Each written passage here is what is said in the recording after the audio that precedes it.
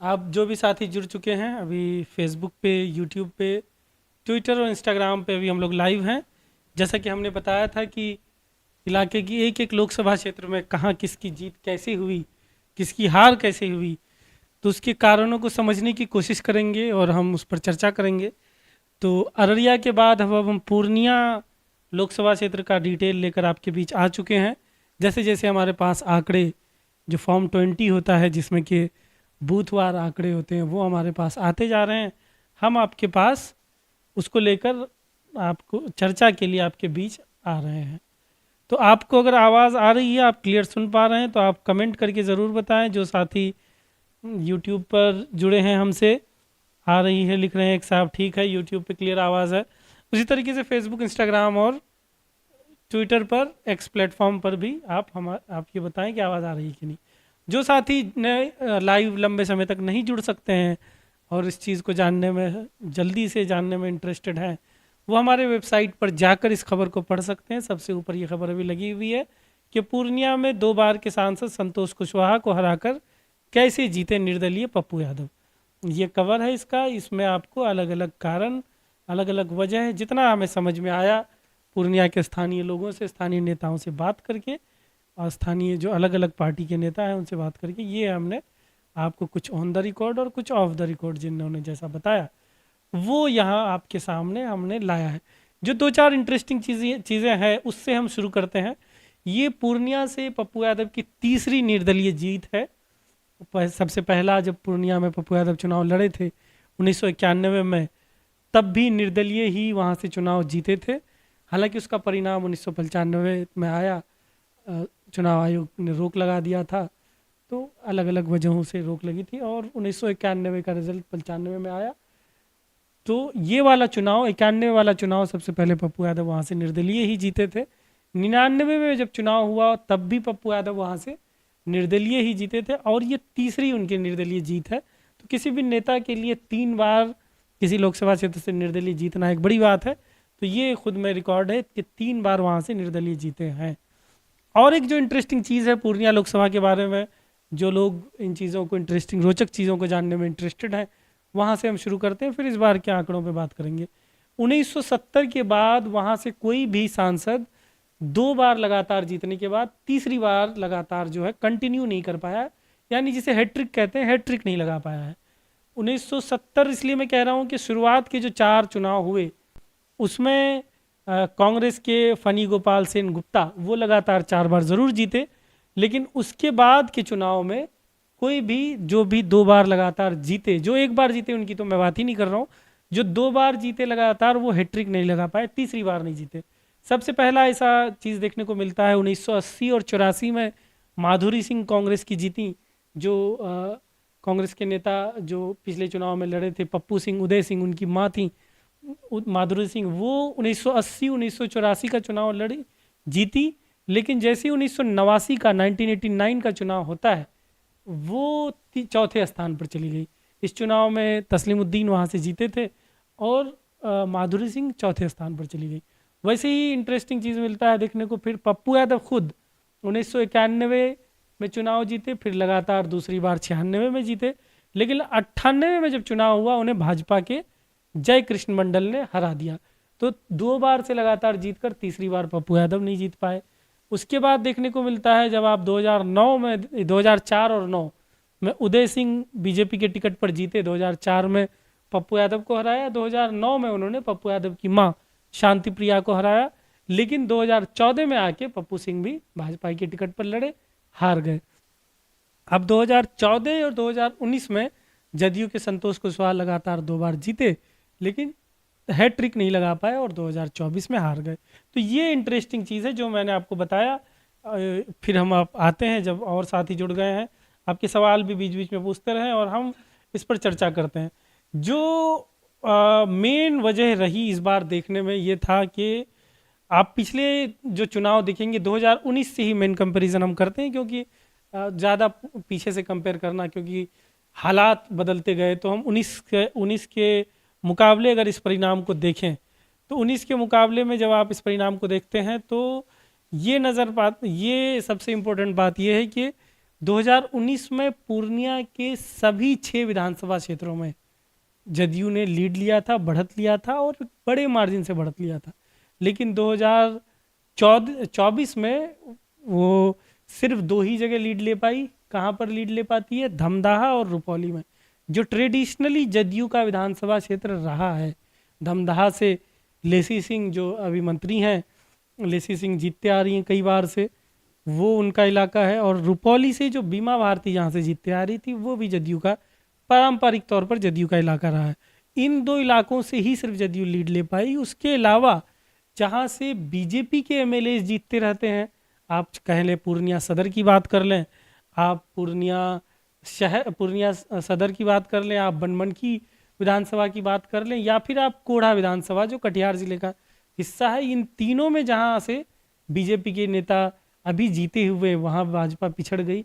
कस्बा की बात कर ले, जो सीट उमूमन भाजपा ही वहाँ से लड़ती है, वैसे तो कांग्रेस के अभी आफा कालम वहाँ से जीते हुए हैं और कई बार से 2010 से लगातार ही जीत रहे हैं, लेकिन वहाँ भी ट्रेडिशनली भाजपा के प्रदीप दास या तो बीजेपी के टिकट पर लड़ते हैं, या फिर जिस भी सहयोगी दल के पास वो जाता है, या पिछले बार आप देखेंगे तो लोजपा से लड़े थे, तो मतलब अलग लड़ी थी लोजपा जरूर, लेकिन भाजपा के ही नेता वहाँ पे लड़ते हैं। तो इन चारों विधानसभा क्षेत्रों में जदयू पिछड़ते हुए नजर आई। ये अब इसके आप वजहों पर जब जाएंगे, जब जदयू के नेता ये कहते हैं कि कई वजह रही होंगी जिस वजह से बीजेपी और आरएसएस के जो नेता हैं स्थानीय पूर्णिया में, उन्होंने जदयू का जमकर बढ़ चढ़ कर साथ नहीं दिया, इस वजह से जदयू हार गई। हम आंकड़ों पे एक बार नज़र डालते हैं, फिर हम वजहों पर जाते हैं। आप देखेंगे एक एक करके बात करते हैं। सबसे पहले हम बात करेंगे रुपौली विधानसभा क्षेत्र की, जहां पे उपचुनाव की भी घोषणा हो गई है, क्योंकि बीमा भारती इस्तीफा देकर राजद के टिकट पर उन्होंने विधायकी से इस्तीफा दिया और राजद के टिकट पर पूर्णिया से लोकसभा चुनाव लड़ी। ज़्यादा वोट नहीं आ पाया, लेकिन उस वजह से वहाँ पे उपचुनाव हो रहा है, वो तो बात की बात है। लेकिन हम इन आंकड़ों पे बात करते हैं जो हमारे स्क्रीन पर आप अभी देख भी पा रहे होंगे। थोड़ी देर हम इंतजार कर लेते हैं जब तक ये स्क्रीन पे आने लगे। हाँ, अब ये स्क्रीन पर आ गया है। तो इन आंकड़ों पे आप देखिए विधानसभा वार रुपौली में, देखिए हमने कंपैरिजन किया है 2019 और 2024 का कंपैरेटिव हम स्टडी कर रहे हैं कि 2019 में क्या हुआ था, 2024 में क्या हुआ था। 2019 में क्या हुआ कि जदयू को रुपौली में 1,17,803 वोट मिले और उस वक्त पप्पू सिंह कांग्रेस के उम्मीदवार थे, उदय सिंह पप्पू सिंह 2019 में कांग्रेस के उम्मीदवार थे। वहां पर सिर्फ उन्हें 44,242 वोट मिले। यानी कि रुपौली विधानसभा क्षेत्र में आप अगर देखें, सिर्फ रुपौली की अगर हम बात करें तो कितने वोटों से पीछे रह जाती है,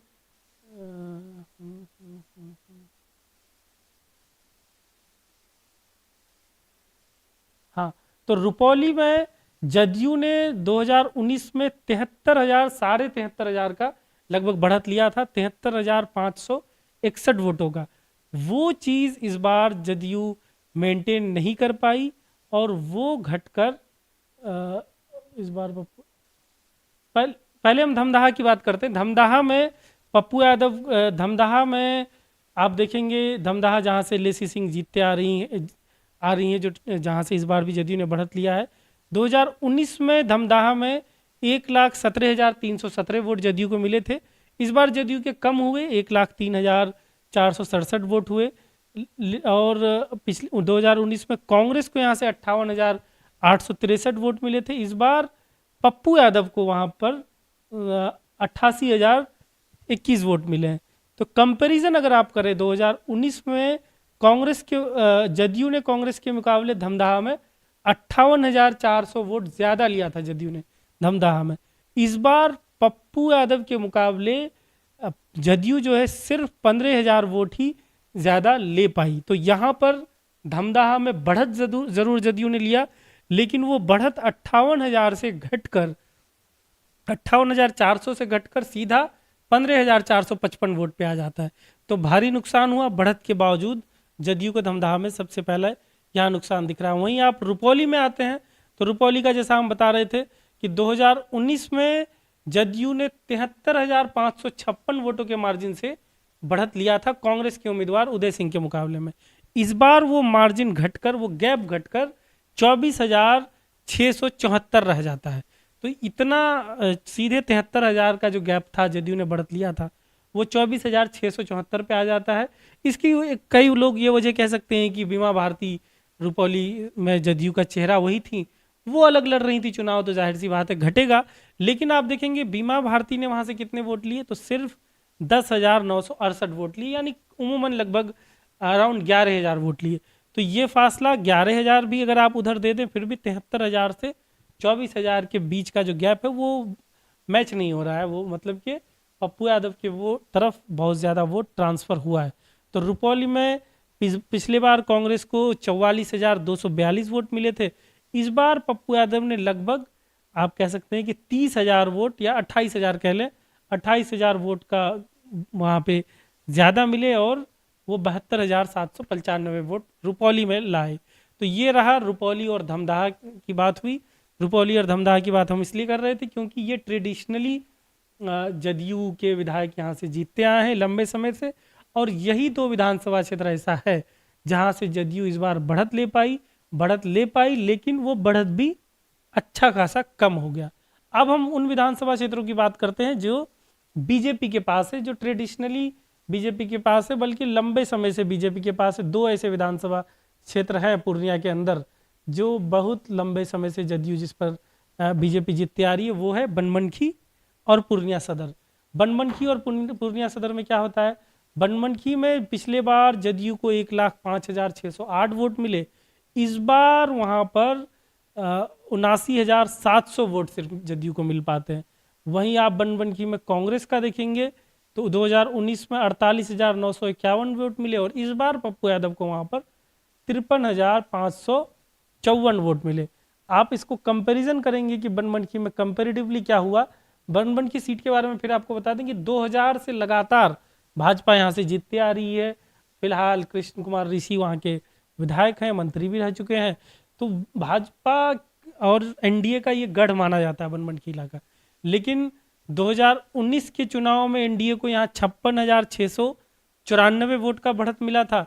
इस बार मामला उलट हो गया और पप्पू यादव ने संतोष कुशवाहा के मुकाबले, पप्पू यादव ने एनडीए के मुकाबले यहाँ 13,854 लगभग 14,000 वोटों का बढ़त ले लिया।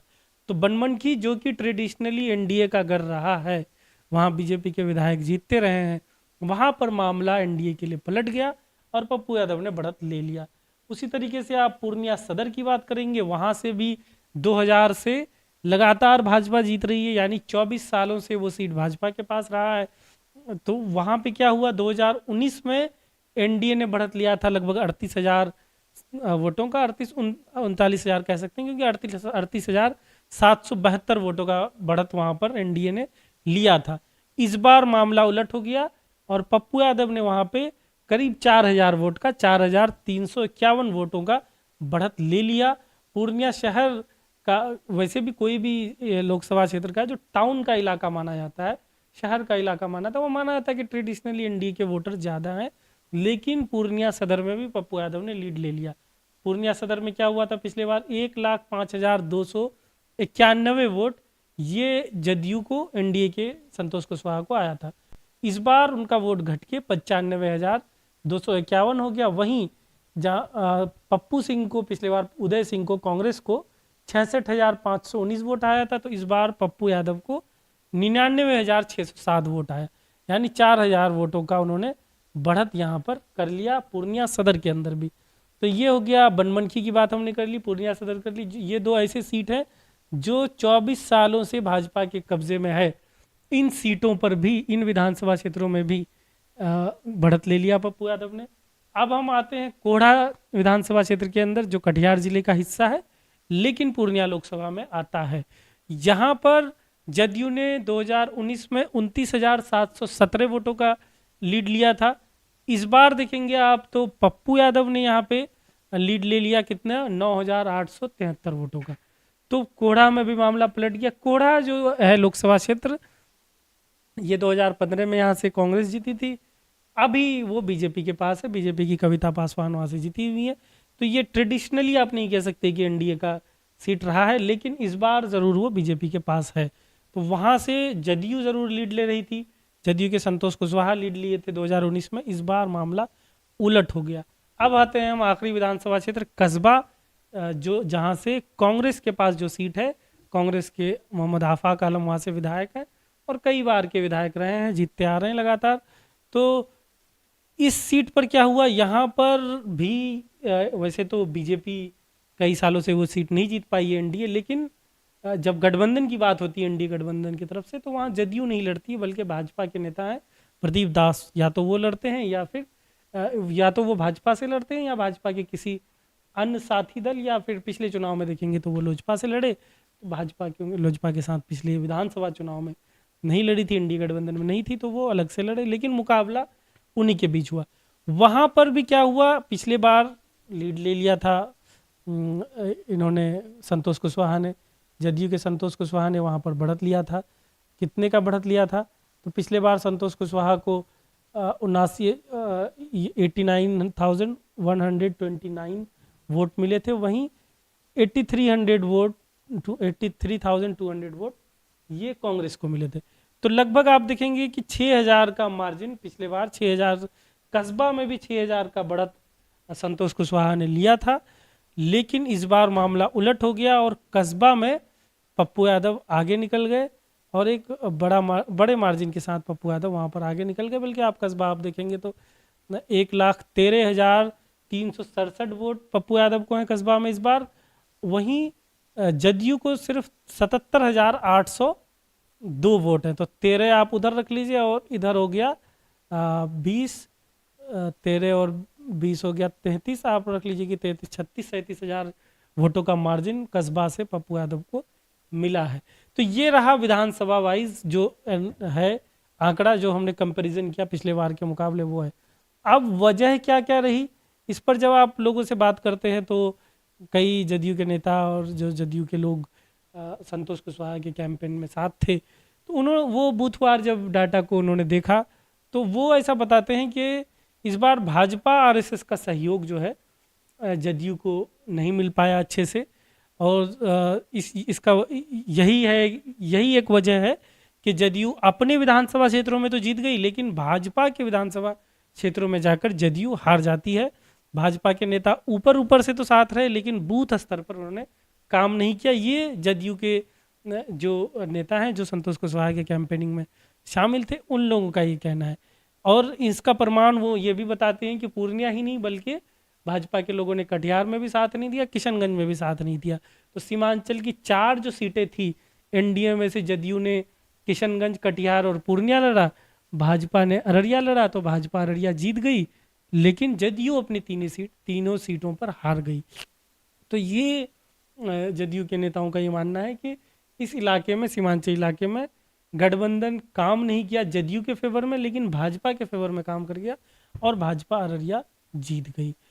अब एक रीजन है जो जदयू के नेता गिनाते हैं कि इस बार 2.29%, 2.29% वोट कम हुआ, पूर्णिया में वोटिंग कम हुई। तो इसका असर क्या होता है, पूर्णिया लोकसभा क्षेत्र में पिछले बार 65.37% वोट हुआ था, इस बार वही वोट घटकर 63.08% हो गया।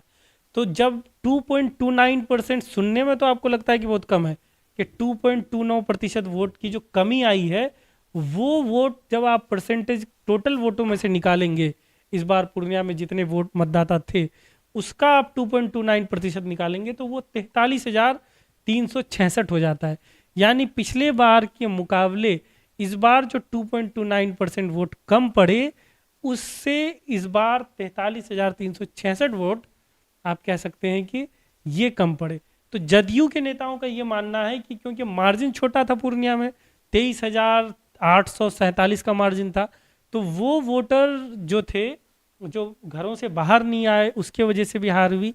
अब वो वोटर क्यों नहीं घरों से बाहर आए, तो जदयू के नेताओं का ये मानना है कि 400 पार का नारा जो एनडीए का था, जो 400 पार, अब की बार 400 पार का नारा जो था बीजेपी का, वो जदयू को यहाँ नुकसान कर गया कि बीजेपी के वोटर बिल्कुल ओवर कॉन्फिडेंस में चले गए कि 400 पार तो हो ही रहे हैं, जीत ही रहे हैं, तो हम वोट दें ना दें फर्क नहीं पड़ता है। तो एग्रेसिवली बीजेपी के वोटर्स ने वोट नहीं किया, इससे 2.29% का के वोट में गिरावट आई। जदयू के नेताओं का ये, अब आप कह सकते हैं कि जो वोट नहीं पड़े, आप कैसे कह सकते हैं कि वो जदयू को ही जाते, लेकिन जदयू के नेताओं का ये कहना है कि वोटर सुस्त एनडीए का ही पड़ा, क्योंकि क्योंकि और उनको ऐसा लगता है कि वो 80% वोट उस 43,000 में, उस 2.29% में उन्हीं का था, इसलिए वो उनकी हार हुई। वो वोट अगर पड़ जाता तो ये जीत सकते थे आसानी से। तो जो 400 पार का नारा जो भाजपा ने दिया, उसका नुकसान पूर्णिया में जदयू को हुआ। और यहाँ एनडीए के वोटर ये मान के चले कि जीत ही रहे हैं, तो 400 पार हो ही रहा है, तो आप भाई वोट करें ना करें क्या ही फर्क पड़ता है। और इस तरह की बात भी भाजपा के वोटरों में फैल गई कि 300 जो भाजपा के वोटर स्विच हो गए, जो पप्पू यादव को जिन्होंने वोट किया, आंकड़ों से अब तक तो ये लगने लगा है कि बीजेपी के वोटर ने डायरेक्टली पप्पू यादव की तरफ वोट किया है, क्योंकि जो बीजेपी का गढ़ वाला इलाका है वहां पर पप्पू यादव ने इतने वोटों से लीड लिया है। तो इससे तो साफ जाहिर है कि एनडीए के वोटर ने, बीजेपी के वोटर ने पप्पू यादव को वोट किया है। तो एक नारा जो है अंडर करंट ये चलने लगा कि 400 का नारा नहीं है, 399 का नारा है। मतलब ये कि केंद्र में मोदी जी प्रधानमंत्री बने लेकिन पूर्णिया से पप्पू यादव जीते। ये नारा हम लोगों को ऑन रिकॉर्ड भी जब हम पब्लिक ओपिनियन करते थे तो कई इलाकों पे लोगों ने कहा, कई इलाकों में ये लोगों ने कहा कि पूर्णिया में मोदी, केंद्र में मोदी और पूर्णिया में पप्पू। ये एनडीए के वोटर्स में ये चीज़ सुनने को मिला। बल्कि प्रधानमंत्री नरेंद्र मोदी की जब सभा भी हुई पूर्णिया में, तो वहाँ उस सभा में भी कई ऐसे लोग थे जिन्होंने इस तरह के नारे दिए कि केंद्र में मोदी जी तो जरूर आए लेकिन पूर्णिया में उन्हें पप्पू यादव चाहिए। तो एनडीए का वोटर क्लियरली उधर ट्रांसफर हुआ है। एनडीए के वोटर्स घरों से नहीं निकले हैं, एनडीए का वोटर ट्रांसफर हुआ है, पप्पू यादव की तरफ गया है। ये दो चीजें समझ में आती है। अब जो एक चीज है कि एंटी इनकम्बेंसी को भी आप नहीं नकार सकते हैं। इसकी हमने आपको पहले भी बताया कि पूर्णिया के वोटर 2 बार लगातार से ज्यादा किसी भी सांसद को बर्दाश्त नहीं कर पाते, हैट्रिक किसी सांसद को बनाने नहीं देते। 1970 के बाद से जो ट्रेंड पूर्णिया में चल रहा है कि किसी भी सांसद को हैट्रिक उन्होंने नहीं लगाने दिया है। तो इसका नोटा पे जो के वोट आप जब देखेंगे तो नोटा को जो वोट मिले और जो मार्जिन है वो लगभग एग्जैक्ट बराबर दिखता है, सिर्फ 3 वोटों का फर्क है। पूर्णिया का मार्जिन क्या है, जदयू कितने मार्जिन से हारी है, 23,847 वोटों से हारी है।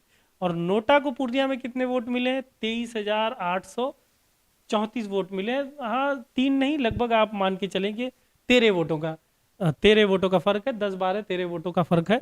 तो नोटा और जदयू का मार्जिन लगभग सेम है। तो नोटा के तरफ कोई भी वोटर कब वोट करता है, जब उन्हें कोई भी कैंडिडेट पसंद नहीं हो।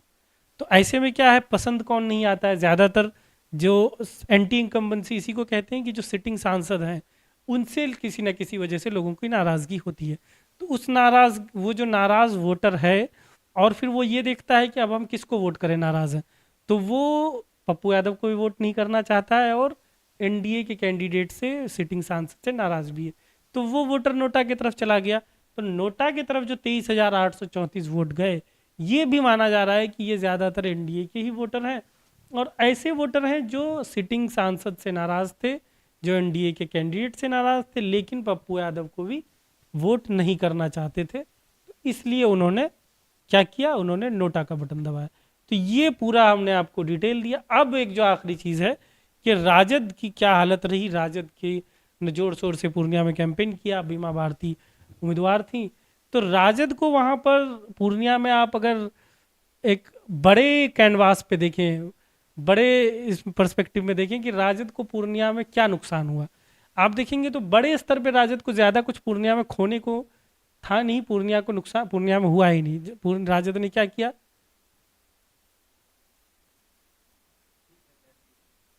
अच्छा ठीक है। तो पूर्णिया में राजद को मैं इसलिए कह रहा हूं कि ज्यादा कुछ पूर्णिया में राजद की उम्मीदवार तीसरे स्थान पर गई, जमानत जब्त हुआ, ये एक अलग बात है। लेकिन पहले पूर्णिया में राजद के पास था क्या, पूर्णिया में राजद का सांसद नहीं था, पूर्णिया में राजद का कोई विधायक नहीं था। तो राजद ने क्या किया, अभी जदयू का एक विधायक जो ट्रेडिशनली जीतते आ रही थी रुपौली से, जो आप कह सकते हैं कि जदयू का गढ़ बन गया था जो इलाका, वो उस नेता को राजद अपने तरफ ले आई।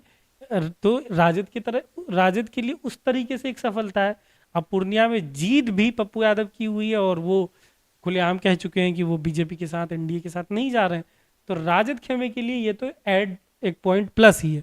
लेकिन वोट के मार्जिन में जिस तरीके से पप्पू यादव और राजद के नेताओं ने वहाँ मेहनत किया, वो सिर्फ 27,000 वोट पे निपट गए। तो ये राजद के लिए ज़रूर नुकसान की बात है। ये एक बड़ी बात है कि सिर्फ वो जमानत भी जब्त हो जाना, जमानत नहीं बचा पाना, ये राजद के लिए बहुत बड़ी बात है। तो ये हम बात कर रहे थे। अब तो हमने आपको बताया कि पूर्णिया में क्या क्या वजह रही होंगी। कोई सवाल है तो हम अब सवाल लेते हैं, फिर आगे हम बात करेंगे। अब ये पुरानी बातें जैद साहब पूछ रहे हैं कि क्यों पप्पू यादव को इंडिया अलायंस से टिकट नहीं मिला। तो ये तो इलेक्शन से पहले की बातें हैं, इस पर हमने कई खबर भी बनाया है, स्टोरीज भी हुई है। लेकिन ऐसा अब इस पर अमित कुमार साहब कह रहे हैं कि राजपूत वोट पप्पू यादव को मिला इसलिए पप्पू यादव जीत गया, यादव और मुस्लिम तो उसको वोट दिया ही। तो ये अमित जी का कहना है कि राजपूतों ने भी पप्पू यादव को वोट किया। खैर ये तो बूथवार जो उसको स्टडी करेंगे कि जो राजपूत वोट वाले इलाके हैं उन बूथों में किसको ज़्यादा वोट मिला, तो उससे ही ये चीज़ें समझ में आज आएगा। हाँ, रेहान साहब कह रहे हैं कि आप पहले सही से बैठो। तो सही से बैठने में दिक्कत ये है कि स्क्रीन से हम देख कर भी बात कर रहे हैं, तो इसलिए हमने ये एंगल लगाया है कि ताकि हम स्क्रीन भी देखें, आपसे की तरफ बात भी करें। तो थोड़ा मुश्किल तो ज़रूर है, डेस्कटॉप है तो मैं भी समझ रहा हूँ मुश्किल है, लेकिन चलिए मैनेज करते हैं ऐसे ही करके। ठीक है, तो ये हम पूर्णिया के बारे में बात कर रहे थे। बहुत जल्द अब हम आपको किशनगंज के भी बारे में बात करेंगे। किशनगंज में जदयू और एआईएमआईएम की हार हुई है। लगातार दूसरी बार जदयू एमआईएम की हार हुई है। लगातार दूसरी बार कांग्रेस के डॉक्टर जावेद जीते हैं, लेकिन कांग्रेस यहाँ से लगातार चौथी बार जीती है। तो इस पर भी हम बात करेंगे कल या परसों, जिस दिन हमारा हम अलग अलग नेताओं से बात करके आंकड़ों को स्टडी करके तो एक खबर तैयार कर लेते हैं, हम ये लेकर आएंगे। फिर उसके बाद कोशिश करेंगे कटिहार के बारे में भी चर्चा करें, तो एक एक विधानसभा क्षेत्र के बारे में चर्चा करेंगे। अभी ये है कि आज की ताज़ा खबर ये है पूर्णिया को लेकर के। पूर्णिया के रुपौली विधानसभा क्षेत्र में उपचुनाव की घोषणा हो चुकी है और 10 जुलाई को वहाँ वोट होना है। नामांकन 14 तारीख से शुरू हो जाएंगे, 21 तारीख तक चलेंगे। उसी तरीके से उत्तर दिनाजपुर जो पूर्णिया जो किशनगंज सीमांचल से सटा हुआ इलाका है, वहाँ पे रायगंज विधानसभा क्षेत्र है, वहाँ पर भी उपचुनाव होना है विधानसभा का। ये दो विधानसभा उपचुनाव होने हैं जहाँ पर विधायकों ने इस्तीफा देकर अपने पार्टी से और विधायकी से इस्तीफा देकर लोकसभा चुनाव लड़ा था, तो वहाँ पर उपचुनाव होना है। तो इसकी भी हम कवरेज लगातार करते रहेंगे। फिलहाल के लिए और कोई पॉइंट तो छूटा तो नहीं, ये हम एक बार देख लेते हैं और फिर हम इसको बंद करते हैं।